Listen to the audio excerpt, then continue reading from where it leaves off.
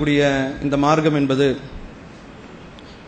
பிற மக்களுக்கு நலம் நாடுகின்ற மார்க்கமாக, நன்மை செய்கின்ற ஒரு மார்க்கமாக அல்லாஹ் நமக்கு வழங்கியிருக்கிறான். நபிகள் பெருமானார் ஸல்லல்லாஹு அலைஹி வஸல்லம் அவர்கள் நாம் ஏற்றுக்கொண்டிருக்கக்கூடிய இந்த இஸ்லாமிய மார்க்கத்தை பற்றி குறிப்பிடுகின்ற பொழுது, அத்தீனு அந்நசீஹா, மார்க்கம் என்று சொன்னாலே அது நீங்கள் பிறருக்கு நலம் நாடுவதுதான், பிற மக்களுக்கு நன்மை செய்வதுதான் மார்க்கம் என்பதாக அல்லாஹுடைய தூதர் அவர்கள் தங்களுடைய பொன்மொழிகளில் மிக அழகாக சொல்லியிருக்கிறார்கள்.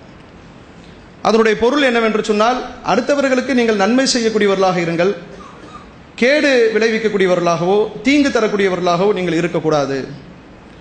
இந்த மார்க்கம் பிற மக்களுக்கு நன்மை பயக்கக்கூடிய மார்க்கம் என்று மக்கள் அறிகிற பொழுது, இந்த மார்க்கத்தை ஏற்றுக்கொண்டிருக்கக்கூடிய மக்களால் பிற மக்களுக்கு எந்தவித பாதிப்பும் இல்லை என்பதை பிற மக்கள் உணர்கின்ற பொழுது, நிச்சயமாக இந்த அறிவுரையை அருளியவன் ஏக இறைவனாகத்தான் இருக்க முடியும் என்பதை உணர்ந்து இம்மார்க்கத்தை மக்கள் ஏற்பதற்கும் இந்த போதனை வழிவகுக்கக்கூடிய அளவிலே அல்லாஹுடைய தூதர் அவர்களின் பொன்மொழி அமைந்திருப்பதை பார்க்கிறோம்.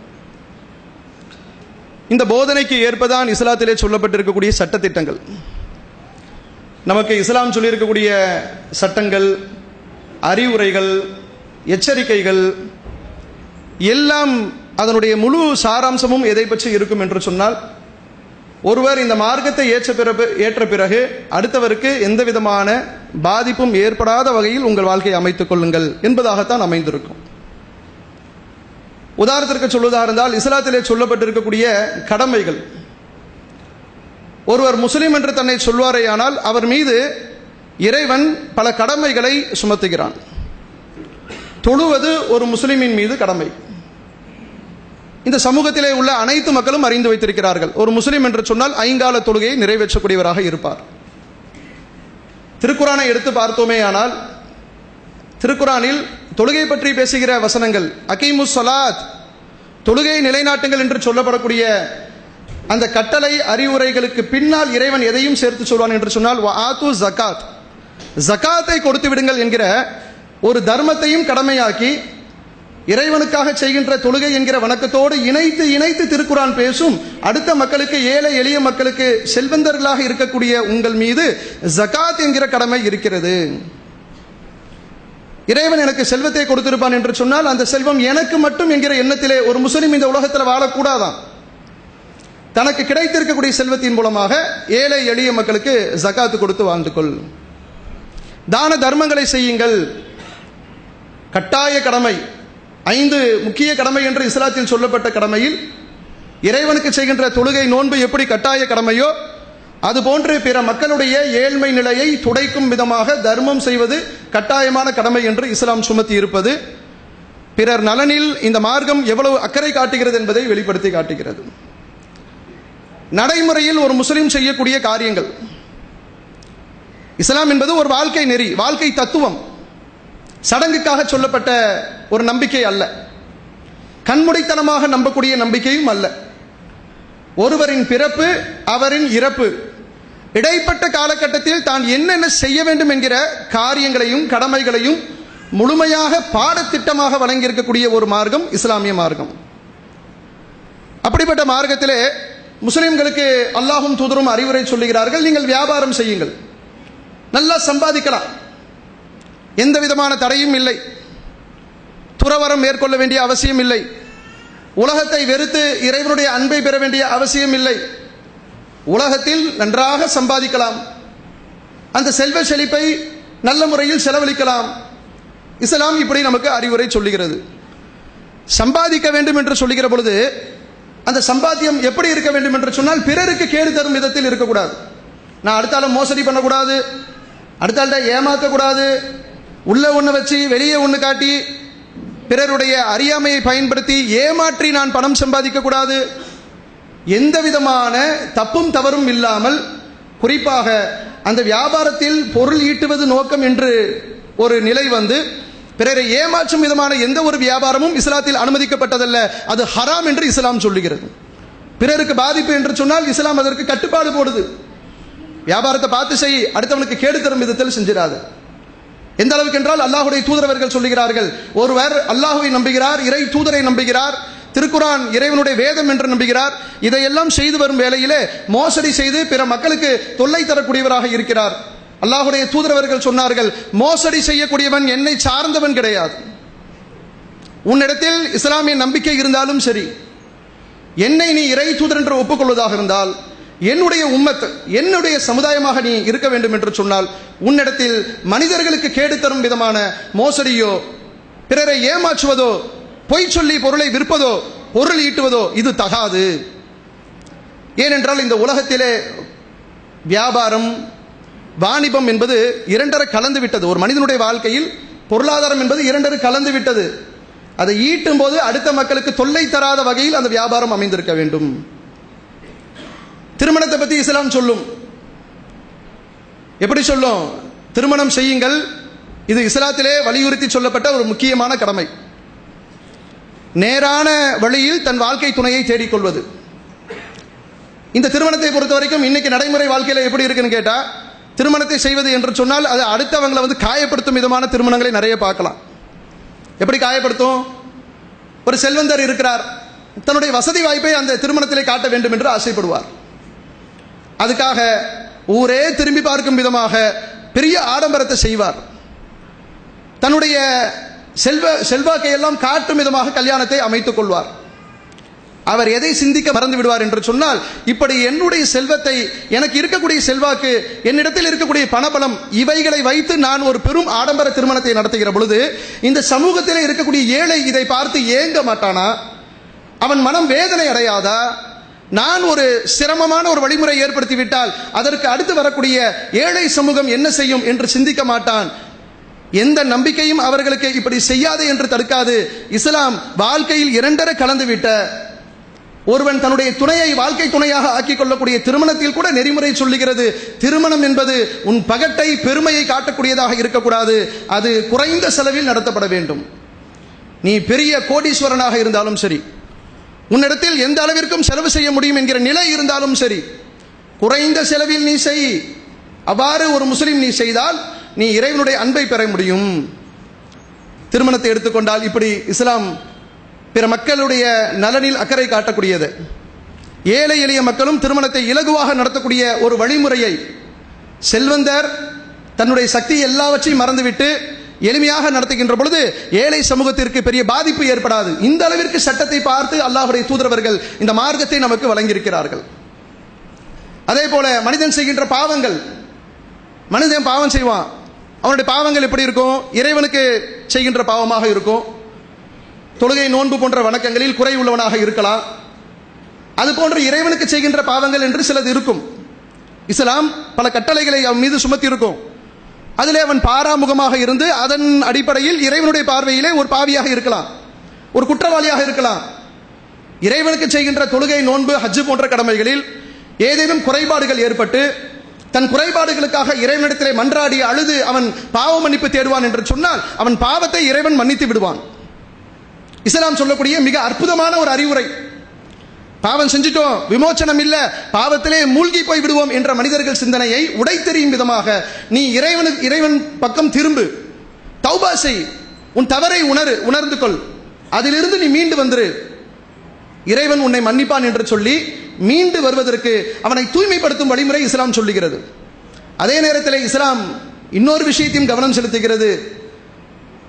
மனிதனுக்கு செய்கின்ற ஏதேனும் தீங்கு இந்த உலகத்திலே நடைபெற்று விட்டால், நான் ஒரு மனிதனை ஏமாத்திட்டேன், அவனுக்கு பாதிப்பு ஏற்படும் விதமாக ஏதேனும் காரியத்தை செய்துவிட்டேன், என்னுடைய பேச்சுக்களோ என்னுடைய நடவடிக்கையோ பொருளாதார கொடுக்கல் வாங்கலோ அல்லது ஒருவனை கொலை செய்து விட்டாலோ ஒருவனுக்கு தீங்கு ஏற்படும் விதமாக நான் நடந்து விட்டாலோ, இப்படி மனிதனுக்கு பாதிப்பு ஏற்படுத்தும் விதமான ஒரு காரியத்தை நான் செய்துவிட்டால் இஸ்லாம் என்ன நமக்கு எச்சரிக்கை செய்கிறது என்று சொன்னால், சம்பந்தப்பட்ட மனிதன் இந்த உலகிலே பாதிக்கப்பட்டானே அவன் மன்னிக்காதவரை ஏகன் மன்னிக்க மாட்டான், உன்னை படைத்தவன் மன்னிக்க மாட்டான். நீ என்னதான் அழுது இறைவனிடம் மன்றாடினாலும் சரி, மனிதன் பாதிக்கப்பட்ட விஷயத்தில் மனிதனிடத்திலே கணக்கு தீர்த்துக்கொள்.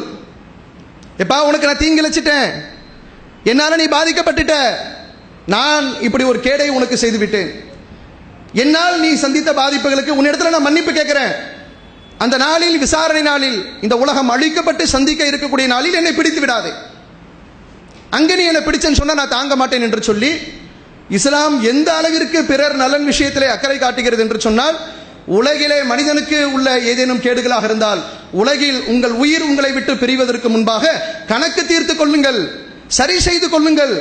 அந்த கணக்கோடு மறுமையில் இறைவனை சந்தித்தால், நான் உலகத்தில் இறைவா உன்னிடத்திலே நான் மன்னிப்பு கேட்டு விட்டேனே, ஆஹா அதெல்லாம் மன்னிக்கப்படாது, அவன் பாதிக்கப்பட்டதற்கு அவனுக்கு நீ என்ன செஞ்ச என்று சொல்லி, இந்த முறை மறுமையிலே விசாரணை செய்யப்படும், இப்படித்தான் விசாரணை அமைந்திருக்கும் என்று சொல்லி, மனிதனுக்கு ஏதேனும் கேடை ஒருவன் செய்வான் என்று சொன்னால் மனிதனுக்கு உள்ள விஷயத்திலே இந்த உலகிலே கணக்கு தீர்த்து கொள்ள வேண்டும் என்று சொல்லக்கூடிய மார்க்கம் இஸ்லாமிய மார்க்கம்.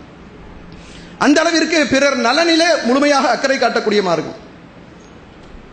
இன்னும் குறிப்பாக சொல்வதாக இருந்தால், மனிதன் எந்த விஷயத்தில் அடுத்தவருடைய நலனை பற்றி சிறிதும் கடுக அளவு கூட கவனம் செலுத்த மாட்டானோ அது போன்ற விஷயங்களில் எல்லாம் இஸ்லாமிய மார்க்கம் அற்புதமான ஒரு வழிகாட்டுதலை நமக்கு தந்திருக்கிறது.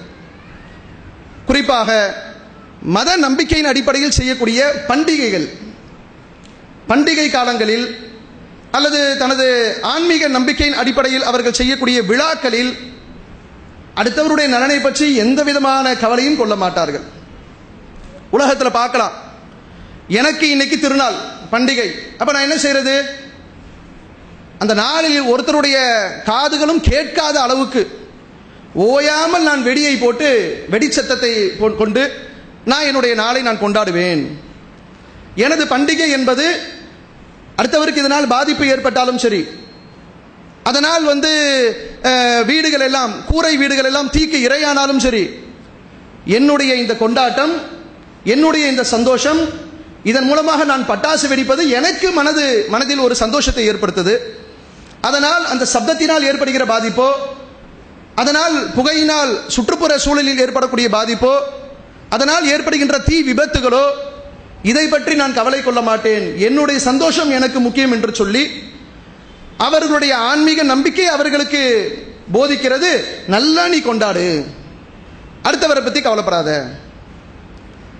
விழாக்களில், பண்டிகை காலங்களில் தெருக்களில் மிகப்பெரிய ஊர்வலங்களை நடத்துவார்கள். தெரு முழுக்க மக்களால் நடமாட முடியாத அளவிற்கு ஊர்வலங்கள் நடைபெறும். அரசு பாதுகாப்போடு, காவல்துறை பாதுகாப்போடு, சகல வசதிகளோடு ஊர்வலங்களை நடத்துவார்கள். ஊர்வலங்களை நடத்துகிற பொழுது ஆன்மீகத்தின் பெயரால், கடவுளின் பெயரால் நடைபெறுகின்ற ஊர்வலங்கள், அதில் வெடிக்கக்கூடிய அந்த பட்டாசுனுடைய வெடி சத்தங்கள் எப்படி இருக்கும் என்று சொன்னால், தீபாவளி போன்ற பண்டிகைகளில் வெடிக்கின்ற சத்தம் போல இருக்காது. 5 கிலோமீட்டருக்கு அப்பால் இருக்கக்கூடிய வீடு அப்படியே ஒரு அதிர்வை காட்டும்.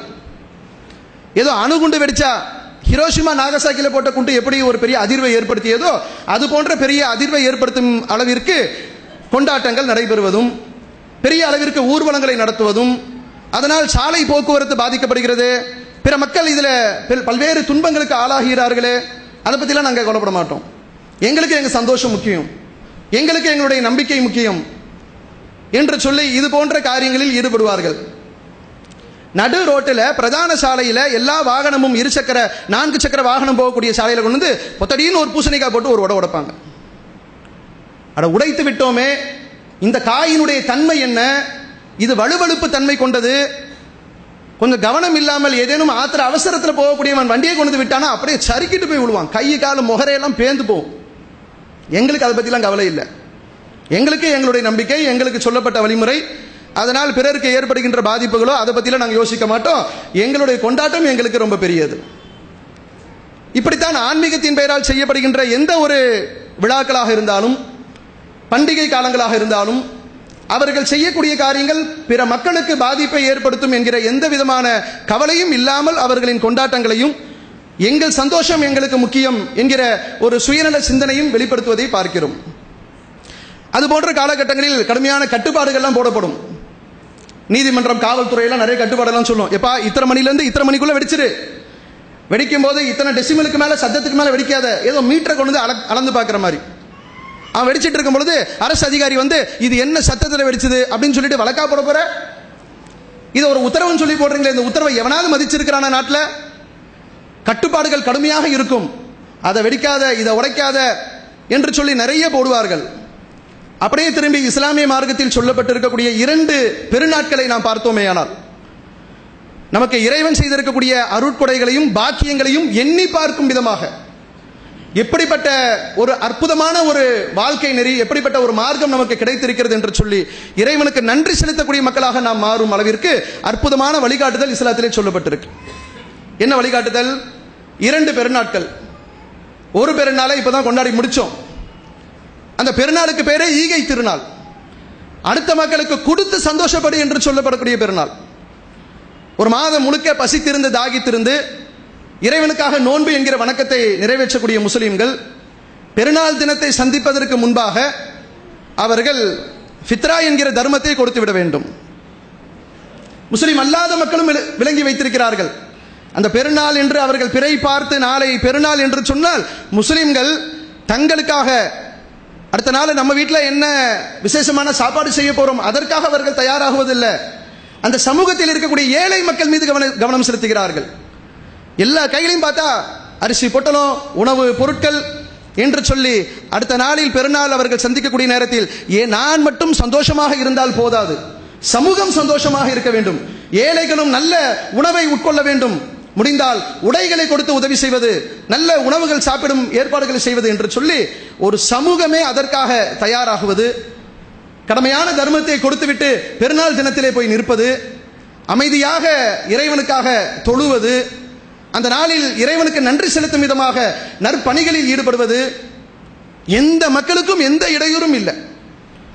அந்த நாளில் கொண்டாடப்படுகின்ற கொண்டாட்டங்கள் முஸ்லிம்களுடைய பெருநாட்களில் எந்த பாதிப்பையும் ஏற்படுத்தாது. அமைதியான முறையிலே தான தர்மங்களை செய்துவிட்டு நான் அடைகின்ற சந்தோஷத்தை போன்று நீங்களும் அடையுங்கள் என்று பகிர்ந்து கொள்ளும் விதமான ஒரு ஏற்பாடை இறைவன் நமக்கு வகுத்து தந்திருக்கிறான். அதே போன்று இன்னும் சில தினங்களில் நாம் சந்திக்க இருக்கக்கூடிய ஹஜ் பெருநாள் அற்புதமான ஒரு பெருநாள், தியாகத்தை வெளிப்படுத்தக்கூடிய ஒரு நாள். நபிகள் பெருமானார் ஸல்லல்லாஹு அலைஹி வஸல்லம் அவர்களுக்கு முன் அனுப்பப்பட்ட இறை தூதர்களில் ஒரு தூதரான நபி இப்ராஹிம் அலைஹிஸ்ஸலாம் அவர்களையும் அவர்களின் குடும்பத்தாரையும் கண்ணியப்படுத்தும் ஒரு திருநாள்.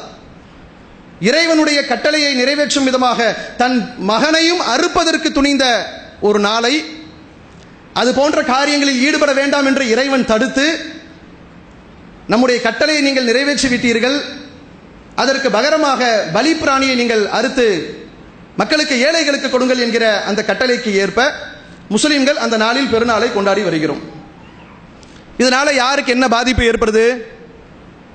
இப்ராஹிம் அலைஹிஸ்ஸலாம் அவருடைய தியாகத்தை நினைவு கூறும் விதமாக எல்லா முஸ்லிம்களும் உலகம் முழுக்க உணவிற்காக, வீணாக்குவதற்காக இல்லை, உணவிற்காக குர்பானி என்கிற ஒரு கடமையை நிறைவேற்றுகிறார்கள்.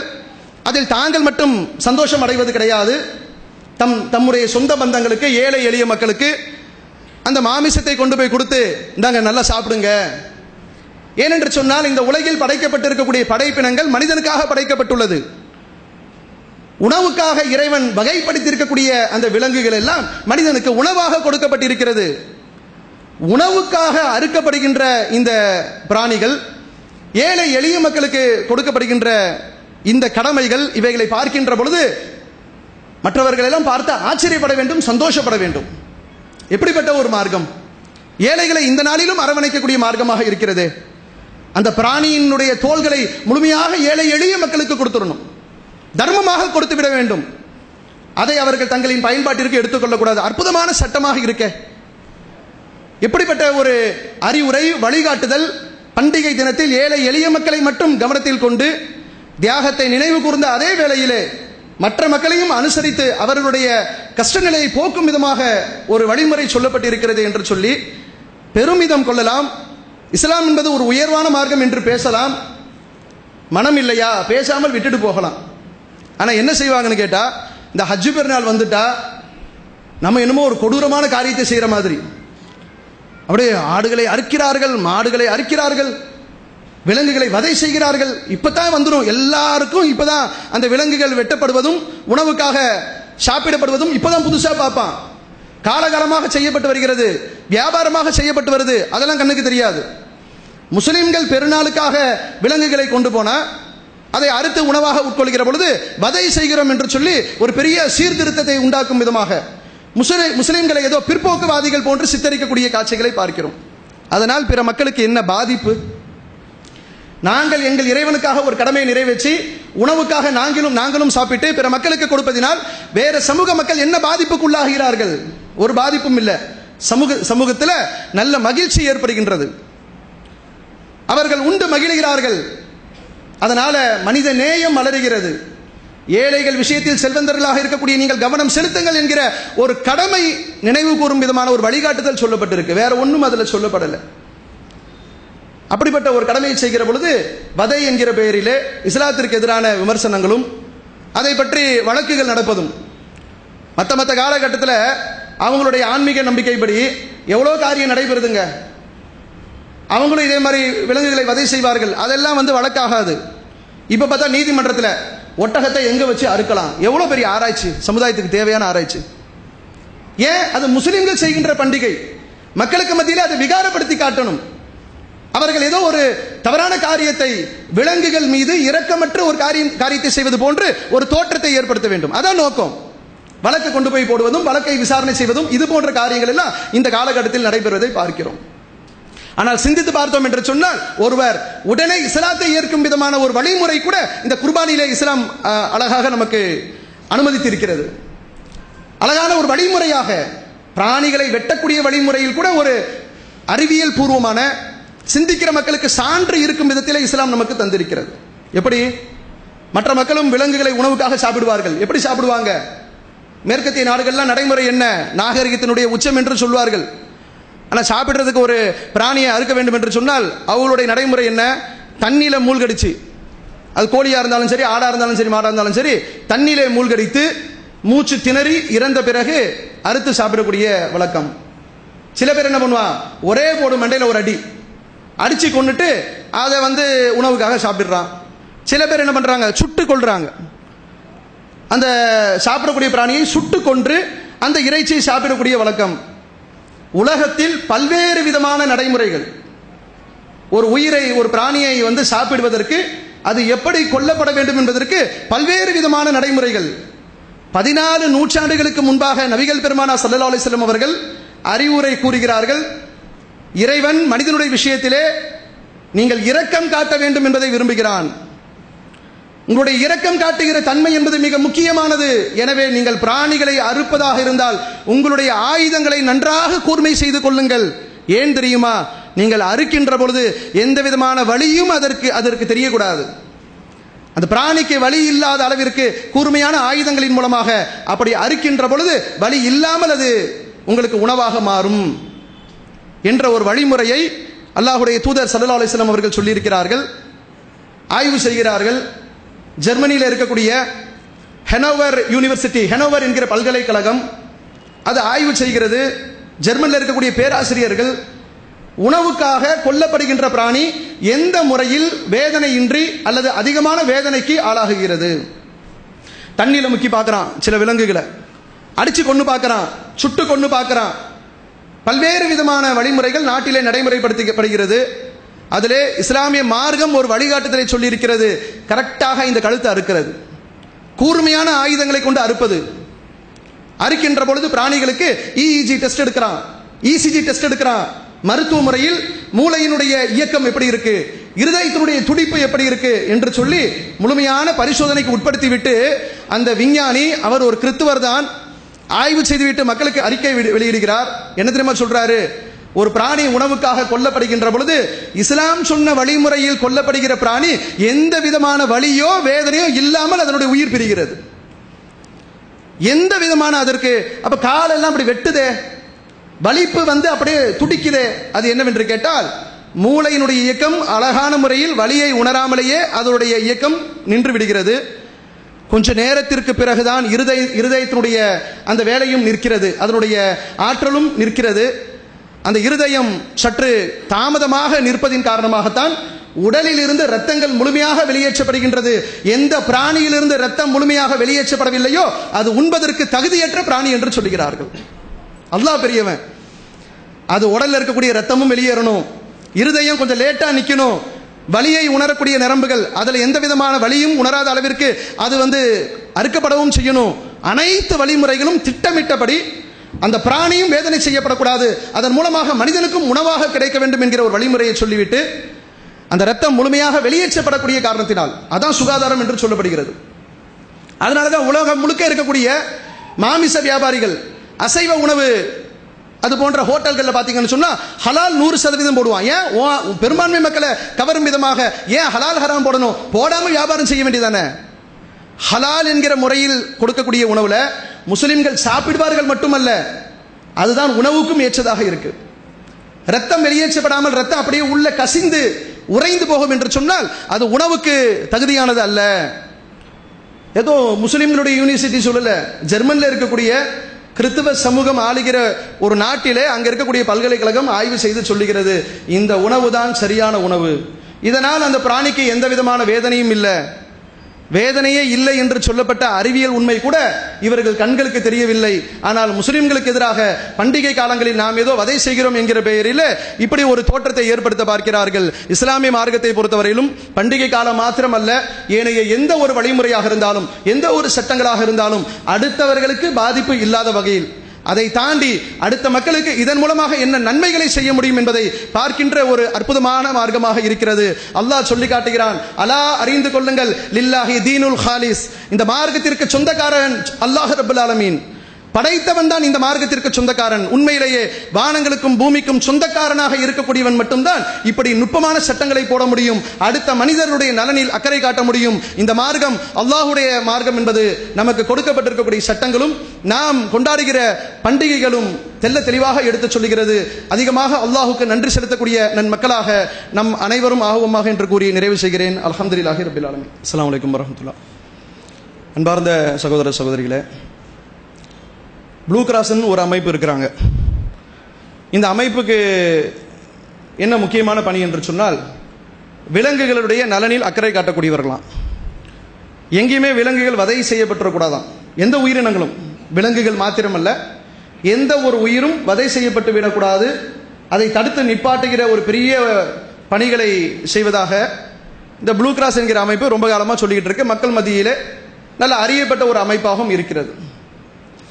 இவங்களுடைய வேலை ஒரு வருஷத்தில் எப்பொழுது இருக்கும் என்று சொன்னால், கரெக்டா ஹஜ் பெருநாள் காலத்தில் குர்பானிக்காக மாடு பிடிச்சிட்டு வியாபாரிகள் கொண்டு போவாங்கல்ல, அதற்காக நம்முடைய மக்கள் ஆயத்த பணியில் ஈடுபடுவார்கள்ல, அப்பதான் டியூட்டியே பார்ப்பான். ஒரு வருஷத்தில் அவன் பார்க்குற டியூட்டி எப்பன்னு கேட்டா கரெக்டா பெருநாளைக்கு 10 நாளைக்கு முன்னாடி தான்.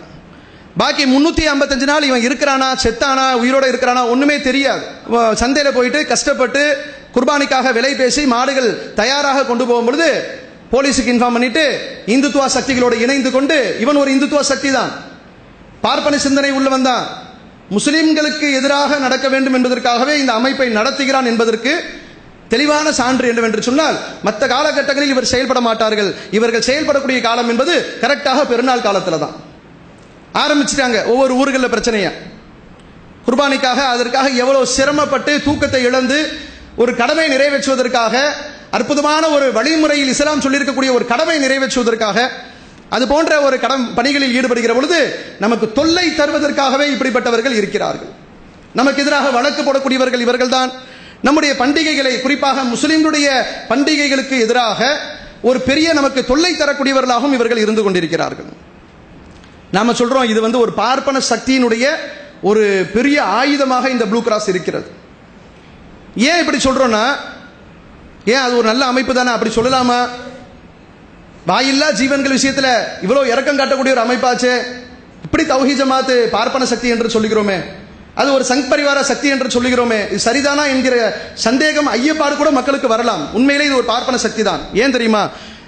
காட்டுறாங்க டிவியில ஆயிரக்கணக்கான பல்லாயிரக்கணக்கான மாடுகள் அப்படி அப்படி துண்டு துண்டாக வெட்டப்படுது. இந்து சமுதாயத்தினுடைய வட மாநிலங்களில் நடைபெறுகின்ற ஒரு விழாக்களில் துண்டு துண்டாக வெட்டப்படுகிறது. அவ்வளவு கொடூரமான காட்சிகள் சிறு பிள்ளைகள் பார்க்க முடியாது, இருதயம் பலவீனமானவர்கள் பார்க்க முடியாது. அது போன்ற திருவிழாக்களில் இவர்கள் நுழைவதே கிடையாது. அதுக்கு எதிராக ஒரு கருத்து கூட சொல்ல மாட்டான், ஒரு அறிக்கை கூட வெளியிட மாட்டான், ஒரு வழக்கு கூட போட மாட்டான். 20 மாட வண்டியில பிடிச்சிட்டு ஒரு பாவப்பட்ட ஒரு வியாபாரி போவான், அதுல அவன் பிழைக்கிறான், அவன் பிழைப்பை கெடுத்து முஸ்லீமுடைய பெருநாளை கெடுப்பதற்கு மட்டும் கரெக்டா வந்து நிற்கிறான் என்று சொன்னால் நீ யாரு? சரி, உண்மையிலே உனக்கு உயிரினங்கள் மேல அவ்வளவு அக்கறையா, அவ்வளவு பாசமா? ரொம்ப பாசத்தை வெளிப்படுத்துறான். தெருவெல்லாம் நாய்கள், தெருநாய்கள், மனிதனுக்கு அவ்வளவு பெரிய கேடாக இருக்கிறது. நோய் பரவுகிறது, அது கடிப்பதின் காரணமாக விஷம் உடலில் பரவுகிறது. எத்தனை பேர் கொல்லப்படுகிறார்கள். இத்தனை தெருநாய்க்கள் ரோட்டில் சுத்தி திரியுது. இதுக்கெல்லாம் யார் காரணம் என்று சொன்னால் இந்த ப்ளூ கிராஸ் தான். வழக்கு போட்டு வச்சிருக்கிறான், தெருநாயை பிடிக்க கூடாது. அவன் பிடிக்க மாட்டான், அரசாங்கம் பிடிக்க மாட்டான். ஏன்டா பிடிக்க மாட்டேன்? அட போங்க சார், ப்ளூ கிராஸ்ல கேஸ் போட்டு வச்சிருக்கிறான், பிடிக்க கூடாது. அப்போ மனிதனுக்கு இவ்வளவு பெரிய பாதிப்பு ஏற்படுகின்ற விஷயத்துல என்னவா, அந்த தெருநாய் விஷயத்துல கூட அவர் அவ்வளவு இரக்கமா இருக்கிறாராம். அப்படியா? உன் வீட்டுல கொசு ஒண்ணு கடிச்சா நீ கொசுவை திருப்பி அடிக்கவே மாட்டியா? கொசு வீட்டுக்குள்ள வராம இருக்கிறதுக்கு எல்லா வேலையும் பார்ப்பான், அது கொல்லுவதற்கு மருந்து வைப்பான், பேட்டை வச்சு பிடிச்சு பிடிச்சு அடிப்பான். ஏண்டா அது அதை செய்யப்படுறது இல்லையா? சரி, உன் வீட்டுக்குள்ள ஒரு பாம்பை தூக்கி போடுவோம், நல்ல விஷப்பாம்பு, அதுக்கு பேர் நல்ல பாம்பு, ஒன்றும் செய்யாது, உள்ள தூக்கி போடுறோம். நீ என்ன செய்வ? கூப்பிட்டு உட்காரிச்சு பேச்சுவார்த்தை நடத்துவியா? மடாருன்னு பதறி அடிச்சுட்டு கையில கிடைக்கிறது கொண்டு அடிச்சு கொல்லுவியா கொல்ல மாட்டியா? கொல்லுவான். தேலை கொல்லுவான், பாம்பை கொல்லுவான், தனக்கு தீங்கிழைக்கக்கூடிய ஒன்றை கொல்லுவான். ஆனா உணவுக்காக, பசிக்காக, அதன் மூலமாக மனிதன் பிழைப்பதற்காக செய்கின்ற ஒரு காரியத்தில் நான் விலங்குகளை பாதுகாக்கக்கூடிய ஒரு இயக்கம் அனுமதிக்க மாட்டேன். பிடிச்சிட்டு போறது அனுமதிக்க மாட்டேன், அறுக்கிறது அனுமதிக்க மாட்டேன். ஒட்டகம்லாம் சாப்பிடக்கூடாது, ஒட்டகத்தை அறுக்கக்கூடாது, உயிரை காப்பாத்துறானா? அப்படின்னா நாங்க கேட்கிறோம், நீ இனிமேட்டு பாலே குடிக்க கூடாதுரா. ஏண்டா பால் குடிக்கிறே? பால்னா உனக்காக உற்பத்தி ஆகுது.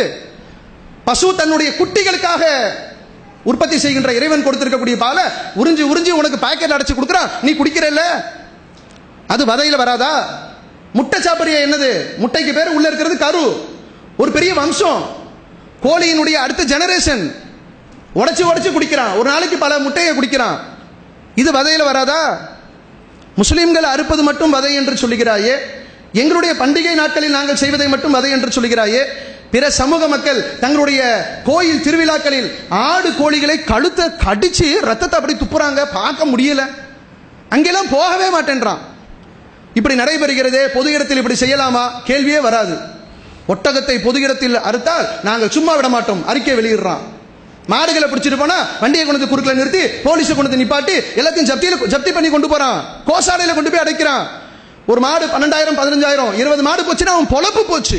பல குடும்பங்களுடைய வயிற்றில் அடிக்கக்கூடிய வேலை. இவன் பாட்டுக்கு பாலை குடிக்கிறான், முட்டையை குடிக்கிறான், அவனுக்கு ஒரு கேடு என்று சொன்னால் அந்த உயிர்களை கொள்றான். நாம செஞ்சா மட்டும் அதெல்லாம் அனுமதிக்க மாட்டோம், நாங்கள் விலங்குகளை பாதுகாக்கக்கூடியவர்கள் என்று சொல்லி நீ வரேன்னா நீ எப்படிப்பட்ட ஆளு? அரசாங்கத்திற்கு நாங்கள் இதை எச்சரிக்கையாக சொல்லிக் கொள்கிறோம்.